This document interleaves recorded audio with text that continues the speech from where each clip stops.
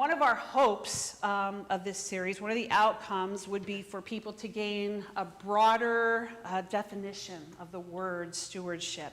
And so I thought maybe a good starting point for us today would be to simply ask, when you hear the word stewardship, what is your reaction? What comes to mind?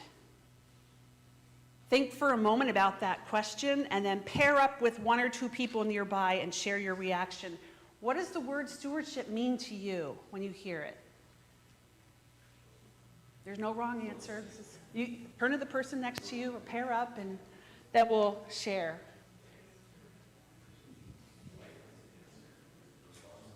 Responsibility. Resources. We'll share in large group in a minute. Yeah. So the question is, what does stewardship mean to you?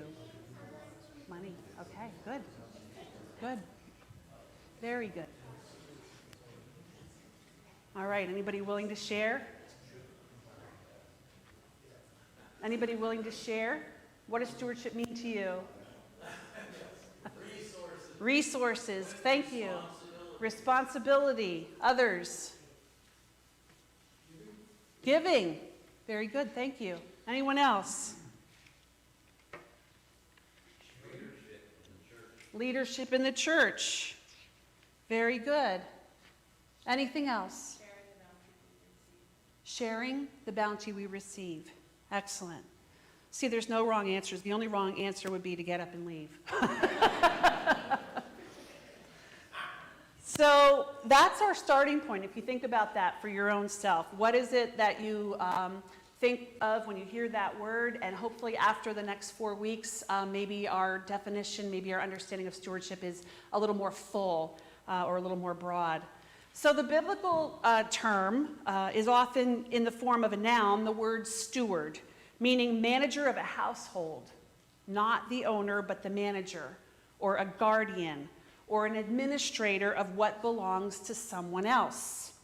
So in the book of Genesis, for instance, in the beginning, God creates and turns creation over to humanity to take care of it, to manage, to guard, to administer ocean life, birds in the air, plants, trees, beasts of the earth, everything that has breath of life. God makes people stewards of these things. In the Gospel of John, for instance, the story at the wedding at Cana tells of a chief steward at a wedding who works with Jesus to take care of a wine shortage. This steward was the first to witness the first sign, the first miracle of Jesus, who turned that water into wine. So in that story, to be a steward is to team up with Jesus, to partner with Jesus for the benefit of others. At other times in Jesus' life, he tells several parables about the owner who goes away and entrusts the use and the care of things to someone else. For all intents and purposes in this series, we are the someone else. We are the stewards. We are the ones entrusted to use and to care for everything. God owns it all, and we are given the privilege, the responsibility, and the authority to manage, to guard, and to administer on God's behalf. And we will see over the next few weeks that there is joy. There is truly joy. There is benefit for everyone when we take good care of what God has provided, when we, in fact, steward well. So Karen's going to share with us our first scripture reading today from 1 Timothy chapter 6, and then we'll give a little bit of thought to what's put in 1 Timothy, that letter.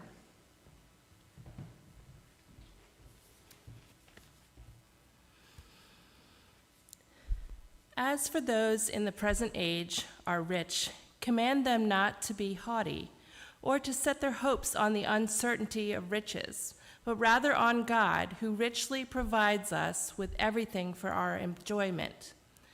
They are to do good, to be rich in good works, generous and ready to share, thus storing up for themselves the treasure of a good foundation for the future, so that they may take hold of the life that really is life.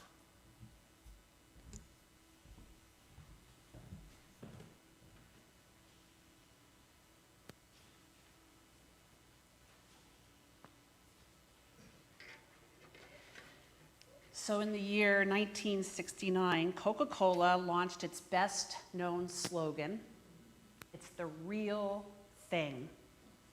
And the intention was to rebrand the product as the original, the best cola product, and to cast all other colas as knockoffs and imitations of the real thing. The implication was that you could have other colas, but why would you want to? Why would you want anything other than the real thing? This was the challenge of the man named Timothy in the early Christian church, 2nd century, in a place called Ephesus, not concerning carbonated beverages, but teaching and modeling real life versus, we'll call it, knockoff living. Real life as a person of faith, as a follower of Jesus and his teachings, as compared to a life of putting our faith in something else. Timothy served God and he served people who were once very dedicated and committed followers of Jesus, but over time their faith began to waver. People were vulnerable. People were enticed by false teachers. They were tempted by their wealth. They were giving in to their own will instead of seeking the will of God. They were turning their backs on God rather than a life surrendered to Jesus. Some were surrendering to the ways of the culture that surrounded them. I imagine Timothy perhaps becoming discouraged in his work. And the author writes, "Timothy, guard what has been entrusted to you." In other words, steward it well. Take good care of what you're responsible for. Timothy was entrusted with a great deal. He had learned from one of the best, the Apostle Paul. So his first task in this situation was to check his own heart.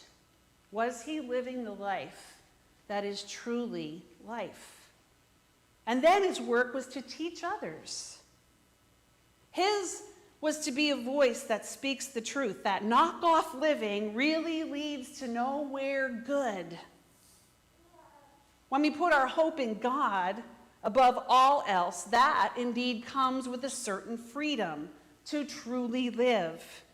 And it leads us to do good, to be rich in good deeds, to be generous and willing to share when our eyes are on God. Timothy's word to the church then and to us now is a command to put our hope in God. We can see in countless biblical stories that God is one who provides what is needed. Maybe not always what we want, but we will always find a way to what is needed. Think about that for a moment. Think about maybe a time in your own life that was a real struggle in the past. I can think of a few in my own life. We find a way. Knockoff living is a life void of meaning. It's going through the motions. It's life without purpose or a sense of direction.